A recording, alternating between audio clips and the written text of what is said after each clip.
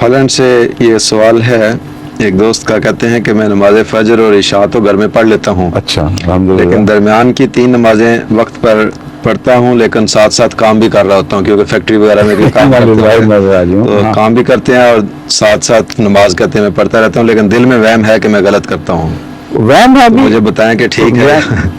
سوال ہی نہیں پیدا ہوتا، نماز ساتھ فیکٹری کا کام کر رہے ہیں اور دل میں نماز پڑھ رہے ہیں، یہ پتہ نہیں کہاں سے انہوں نے نماز یاد کی ہے، اور ابھی وہم ہے، اس وہم کو نکالیں، یقین پیدا کریں کہ یہ بالکل جھوٹی نمازیں، ان کی کوئی حقیقت نہیں ہے۔ حضرت اقدس محمد مصطفیٰ صلی اللہ علیہ وآلہ وسلم نے صرف سفر کے دوران سواری پر بیٹھ کر نماز کی اجازت دی ہے، اور اس میں چونکہ آپ ہاتھوں سے اور دوسرے کو کام نہیں کر رہا ہے اس لیے یہ سمجھ آ سکتی ہے، لیکن اس اجازت کے باوجود آپ کے غزوات کے واقعات دیکھ لیں، سفروں کے واقعات دیکھیں، پڑاؤ کر کے جہاں جہاں تک ممکن ہو سکا ہے ہمیشہ زمین پر اتر کے باقاعدہ جماعت بندی کر کے نماز پڑھی ہے۔ اگر اتفاقاً کوئی ایسا وقت آ جائے کہ بہت مجبوری ہو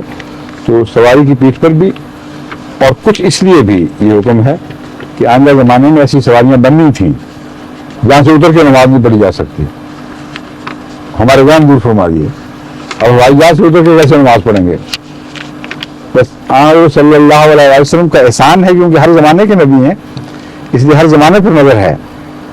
اس سواری پر نماز کی اجازت کے ساتھ آئندہ کے لیے ہم سب کے وہم دور فرما دیے، مگر یہ نہیں کبھی کہا کہ روٹیاں بھی پکاؤ نماز بھی پڑھی جاؤ ساتھ ساتھ۔ ذکر الہی اور چیز ہے، ذکر الہی کرو، دست درکار اور دل بیار وہ تو الگ بات ہے، لیکن آپ کی 3 نمازیں جو ہے نا وہ تو گئیں، اب وہ قضاء عمری کا تو کوئی موقع نہیں ہے، آج سے اللہ تعالیٰ سے معافی مانگتے ہوئے اپنی نمازیں ٹھیک کریں۔